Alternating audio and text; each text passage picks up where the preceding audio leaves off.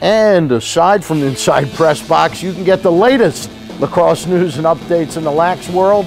Lacrosse Report, only at PressBoxOnline.com.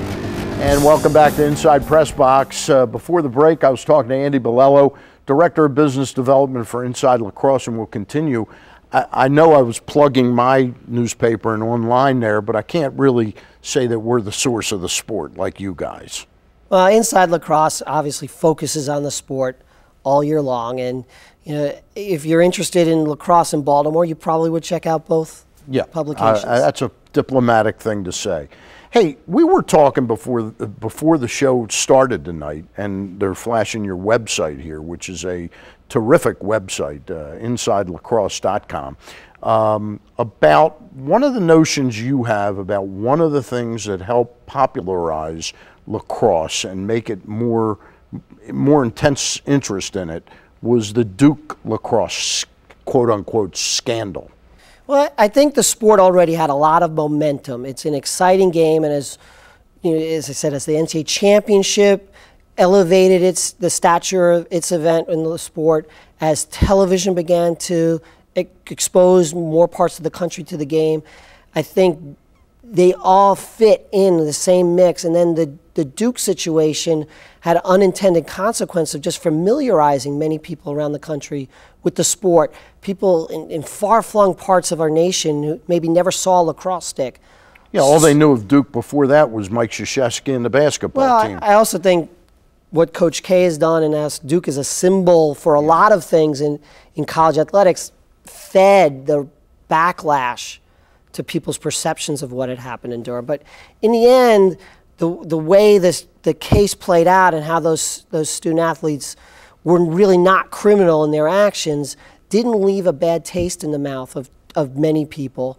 And at the same time, there are a lot of people across the country who maybe just saw the sport and heard about it who hadn't before. And then when they start seeing kids in their neighborhood playing it, there's a little more recognition and acceptance that, like, oh, that's what it is that they're doing.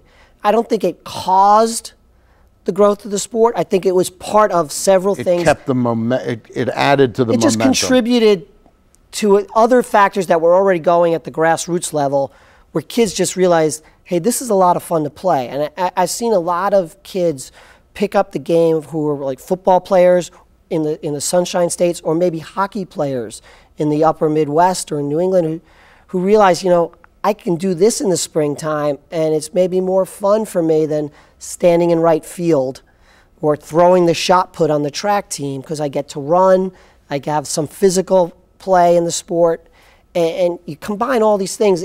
They were already happening, and then the Duke thing is just part of the mix. How about, and we've got less than a minute right now, but how about the most recent events, the tragedy at UVA from 2 years ago, where George Ugly was just found guilty of second-degree manslaughter? Well, it's hard for me to comment. You know, I don't know all the details, and I don't really see that as a lacrosse issue. I didn't see the Duke situation as a lacrosse issue. It just ends up being portrayed that way by so many in the media. This is about a kid who had a lot of problems, and it was a horrific incident that resulted. And it's sad, and the fact that he was a lacrosse player is, I think, a footnote, not a central theme to it. All right. Again, the event is coming up, the Conica Minolta Face-Off Classic. What year is this, real quick? This is the sixth year of the event. Sixth year. All right. And 5 of the last 6 years, the national champions have played in that event. All right. March 10th, go to InsideLacrosse.com. You can find out ticket information. Thanks, Andy Bilello. Thank you. Always a pleasure. Before we go to break, let's take a look at our photo of the week. The photo of the week is brought to you, as it is each and every week, by Yuengling Lager, a true American classic. Taste the quality that 180 years of family-owned and operated tradition brews into every single bottle. And here's a shot of Ravens center Matt Burke, one of 13 unrestricted free agents that could hit the open market on March the 13th. You can read more about what the Ravens could do in free agency on the Ravens Report blog at PressBoxOnline.com. And I'll be joined next by the writer of that blog, Joe Platania, so stay tuned. We'll be right back. Inside PressBox is presented by Friedmont Mortgage. Don't make a 30-year mistake by choosing the wrong lender. Go to Friedmont.com now for all of your mortgage needs.